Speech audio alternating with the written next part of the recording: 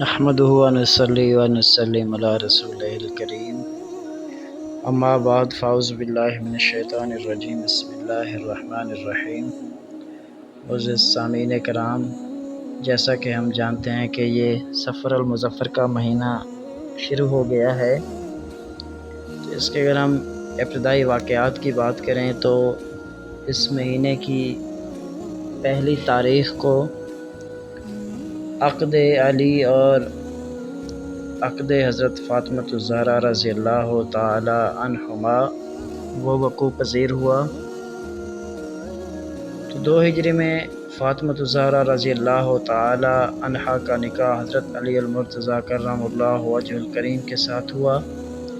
سیدہ فاطمہ رضی اللہ تعالی عنہا کی ولادت بقول صحیح اظہار نبوت سے 5 سال پہلے کی ہے، جس وقت کے قریش خانہ کعبہ کی دراڑ آنے کی وجہ سے تعمیر کر رہے تھے۔ حضرت علی سے سیدہ فاطمہ الزہرا کا نکاح 2 ہجری کی رمضان المبارک میں ہوا اور اس کی بنا پر ماہ ذی الحجہ میں ہے، اور بعض کہتے ہیں کہ ماہ رجب میں نکاح ہوا، بعض کہتے ہیں کہ ماہ صفر میں ہوا، بعض کے نزدیک غزوہ احد کے بعد ہوا، جیسا کہ جامع الاصول میں ہے کہ بوقت نکاح سیدہ فاطمہ الزہرا کی عمر شریف 16 سال اور بعض کے نزدیک 18 سال اور بعض کے نزدیک 9 سال تھی۔ اسی طرح حضرت علی کی عمر مبارک اس وقت 21 سال 5 ماہ تھی۔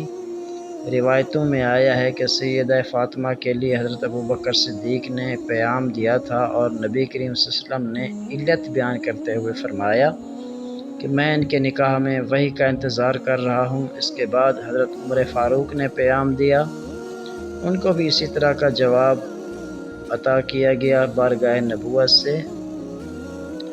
اسی طرح مشکوٰۃ شریف میں مروی ہے کہ حضرت ابوبکر اور حضرت عمر نے ان کے لیے پیام دیا تو نبی کریم صلی اللہ علیہ وآلہ وسلم نے فرمایا کہ وہ خرد سال ہے۔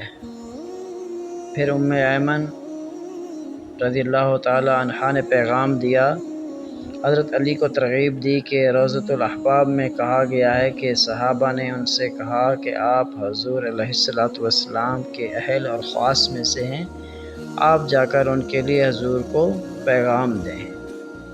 حضرت علی نے فرمایا کہ رسول اللہ صلی اللہ علیہ وآلہ وسلم سے اس بارے میں شرم رکھتا ہوں، اور فرمایا جب حضور صلی اللہ علیہ وآلہ وسلم نے حضرت ابوبکر صدیق اور عمر کا پیام رد فرمایا ہے تو میرا پیغام کیوں قبول فرمائیں گے؟ صحابہ نے کہا کہ آپ حضور کی بارگاہ میں بہت زیادہ مقرب ہیں اور آپ حضور کے چچا ابو طالب کے فرزند ارجمند ہیں، جاؤ اور شرم نہ کرو۔ اس کے بعد حضرت علی رسول اللہ صلی اللہ علیہ وسلم کی خدمت میں حاضر ہوئے اور آپ کو سلام کیا، اور آپ نے سلام کا جواب دیتے ہوئے فرمایا کہ اے ابو طالب کے فرزند، کیا بات ہے؟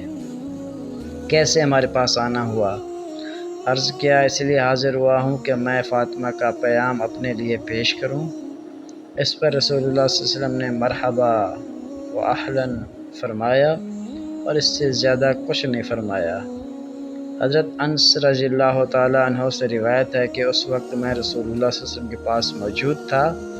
اس وقت حضور صلی اللہ علیہ وسلم پر وہ کیفیت طاری ہوئی جو نزول وحی کے وقت طاری ہوتی تھی، اور حضور علیہ السلام اس میں مستغرق ہو گئے۔ اس کے بعد جب بھی وہ کیفیت دور ہوئی اور حضور اپنے حال میں واپس آئے تو فرمایا، اے انس، رب العرش کے پاس سے میرے حضور جبرائیل علیہ السلام آئے اور کہا کہ حق تعالی ارشاد فرماتا ہے کہ فاطمہ کا نکاح علی کے ساتھ کر دو، تو اے انس جاؤ اور حضرت ابوبکر، حضرت عمر اور عثمان اور طلحہ اور زبیر اور جماعت انصار کو بلا لاؤ۔ جب یہ سب حاضر ہو گئے تو آپ صلی اللہ علیہ وسلم نے بلیغ خطبہ پڑھا، پھر حمد الہی میں فرمایا کہ اس پر رب العزت کی حمد و ثنا ہے، اور نکاح کی ترغیب دی۔ اس کے بعد فاطمہ کا نکاح حضرت علی کے ساتھ 400 مسکال چاندی پر مہر عقد باندھا اور فرمایا، اے علی، تم قبول کرتے ہو اور راضی ہو؟ حضرت علی نے عرض کیا، یا رسول اللہ صلی اللہ علیہ وآلہ وسلم، میں نے قبول کیا اور میں راضی ہوں۔ پھر حضور علیہ الصلوۃ والسلام نے ایک طبق کھجوروں کا لیا اور صحابہ پر بکھیر کر لٹا دیا، یعنی ان میں تقسیم کر دیا، ان میں بانٹ دیا۔ تو اسی بنا پر فقہا کی ایک جماعت کہتی ہے کہ شکر و بادام کا بکھیر کر لٹانا عقد نکاح کی ضیافت میں مستحب ہے، اور یہ بات مدارج النبوہ کے اندر بھی موجود ہے۔ یہ حضرت فاطمہ الزہرا رضی اللہ تعالی عنہا اور حضرت علی کے عقد کی تفصیل تھی۔ تو اللہ سے دعا ہے جو کچھ سنا سنایا ہمیں اس پر عمل کرنے کی توفیق عطا فرمائے۔ وما